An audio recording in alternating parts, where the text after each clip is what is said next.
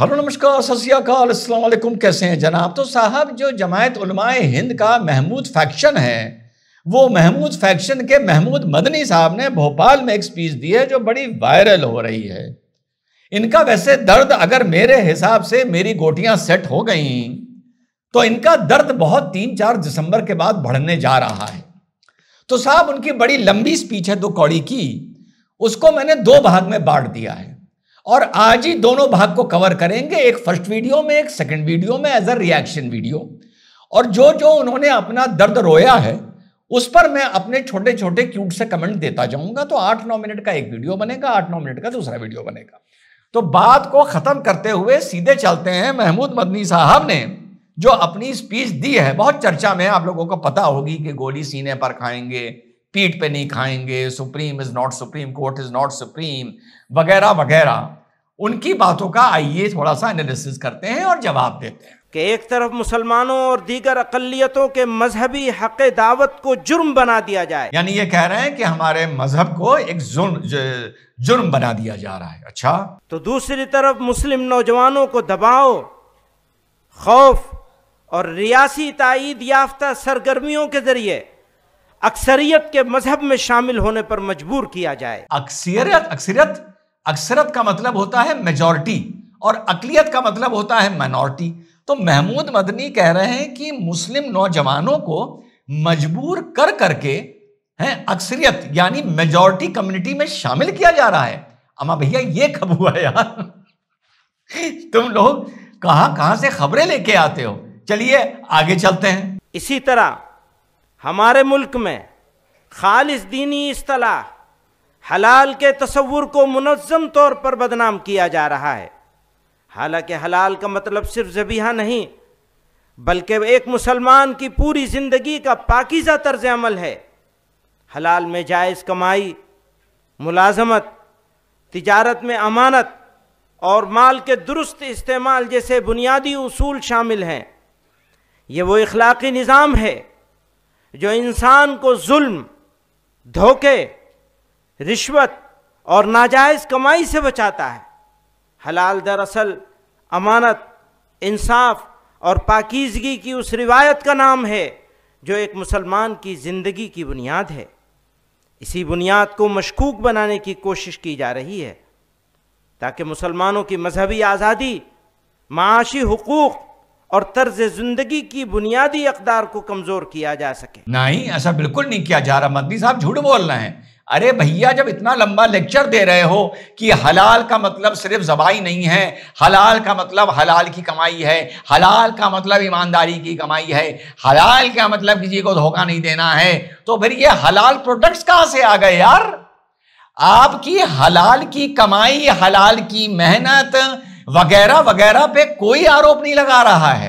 आपकी सिर्फ 2 चीजों पे आरोप लगा रहा है। एक तो हलाला पे आरोप लगा रहा है और दूसरा इस पर आरोप लगा रहा है मदनी साहब कि ये हलाल टी, हलाल लिपस्टिक, हलाल हेयर डाई, ये कहां से आ गया? ये हलाल प्रोडक्ट का सर्टिफिकेशन कहां से आ गया?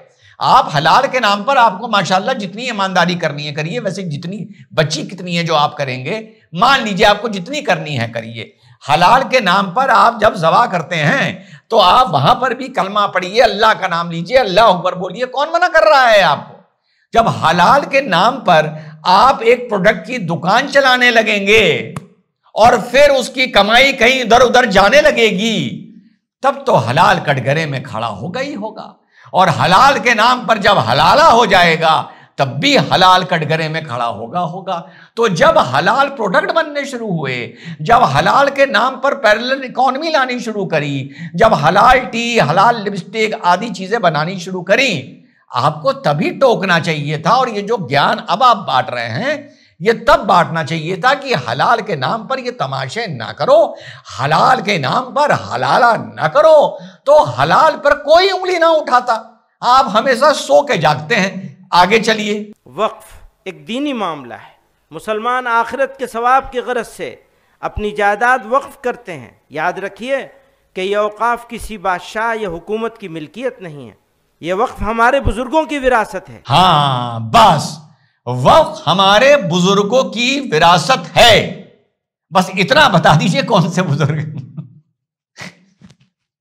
इतना छोटा सा सवाल है कि वक्फ हमारे बुजुर्गों की निशानी है, बस उसका नाम पूछ रही है सरकार कि भैया इतना बता दो वो कौन सा बुजुर्ग था, उसका क्या नाम था, उसके खानदान के अब लोग, अब सब सुनामी में बह तो नहीं हो गए होंगे, है ना, उसके खानदान के अब लोग कहां हैं, क्या उनको इस वक्फ के बारे में पता है, क्या उनके पास इनके कुछ पेपर हैं, और जो प्रॉपर्टी ये वक्फ हुई है, वक्फ के कागज हो ना हो, उस प्रॉपर्टी के तुम्हारे पास अगर कागज हैं वो कागज लेके आ जाओ। तुम कहते हो कागज नहीं दिखाएंगे और ये भी कहते हो हमारे बुजुर्गों की है, तो भैया तुम्हारी कौन बात मान लेगा कि तुम्हारे बुजुर्गों की है। देखो कितना क्यूट पॉइंट लाया हूं, आगे चलिए। आज हम इसे इस तरह जाये होते नहीं देख सकते। न सिर्फ वक्फ की बदहाली का तमाशा देखती रही, बल्कि वक्फ को बर्बाद करने की मुनज़्ज़म कोशिशों का हिस्सा बनती रही। अब यहां पर हमारे मदनी साहब सरकार के ऊपर निशाना तानते हुए कह रहे हैं कि सरकार और सरकारें वक्फ की बर्बादी का तमाशा देखती रही। भैया वक्फ की बर्फ को बर्बाद कर कौन रहा था? ये भी तो बता दो भाई। सरकार तो देखो दूर बैठ के तुमने आरोप लगा दिया, तमाशा देख रही थी, पॉइंट है।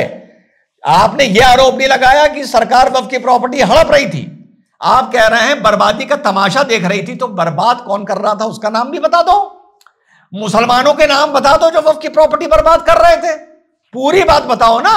अबे तुम अपनी प्रॉपर्टी बर्बाद करो, तुम वक्फ को बर्बाद करो, वक्फ की प्रॉपर्टी लूटो, बिल्डरों से साठगांठ कर लो, वक्फ की प्रॉपर्टी पे बिल्डर की बुनियाद खड़ी होने दो, फिर खुद ही जाकर बिल्डर के खिलाफ एक मुकदमा कर दो और आपस में साठगांठ कर लो कि कभी वो मुकदमा फाइनल होगा ही नहीं। वकील जो तुम रखो उनको ये हिदायत दो कि इस मुकदमे में कोई फाइनल डिसीजन नहीं आना चाहिए, ये मुकदमा 50 साल चलना चाहिए। अबे तुम लोगों को बहुत अंदर से घुस के देखा है मैंने, जितनी ये मैंने अभी पिछले 30 सेकंड में बात बताई है ना, सारी हकीकत है। किसी दिन ऐसे वकीलों को सामने लाके स्टिंग ऑपरेशन करके सामने खड़ा कर दूंगा जो कह रहे हैं वक्फ के वकील हैं और पैसा इसका मिलता है कि जो बिल्डर ने प्रॉपर्टी हड़पी है वो प्रॉपर्टी का जो मुकदमा चल रहा है वो फाइनल नहीं होना चाहिए। तुम इतने बड़े चोटे और चोर हो फूटी कौड़ी के, ठीक? तो ये बताओ कि तुम्हारी प्रॉपर्टी का जब तमाशा लूटी गई तो वो लूट कौन रहा था?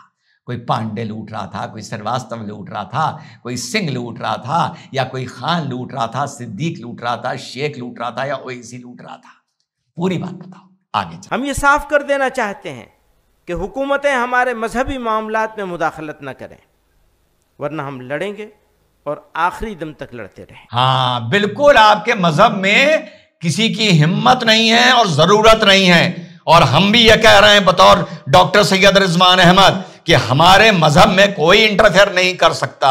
हम कैसे नमाज पढ़ें, कितनी बार नमाज पढ़ें, मस्जिद में नमाज पढ़ें, रोजे 30 दिन रखें या 365 दिन रखें, हज जाएं ना जाएं, क्या किसको ज़कात दें, हम अपने नबी पर यकीन करें, अल्लाह पे यकीन करें, हश्र के मैदान पर यकीन करें, क़यामत के दिन पर यकीन करें, जन्नत पे यकीन करें, 72 हूरों पर यकीन करें, किसी को कोई प्रॉब्लम नहीं है।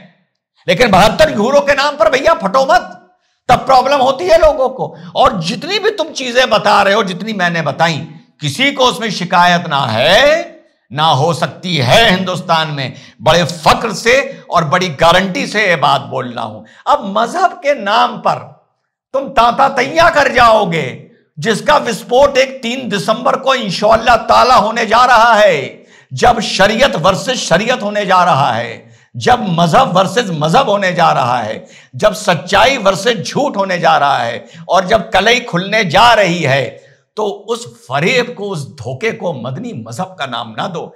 जो 3 तारीख को कलई खुलेगी और जीऊं या मरूं, मेरी लिखी हुई वाणी, मेरी लिखी हुई चीजें चीफ जस्टिस ऑफ इंडिया तक पहुंच चुकी हैं। जब मैं आपका बात कर रहा हूं, मेरी पिटीशन, मेरा सबमिशन, 80 पेज का सबमिशन जो 7 रातें जाग के बनाया है, जिसमें कम से कम 40 एनेक्शर लगे हैं और 40 पेज का लिटरेचर है, जो अपने आप में एक थीसिस है, वो माशाल्लाह चीफ जस्टिस साहब की टेबल तक पहुंच चुका है।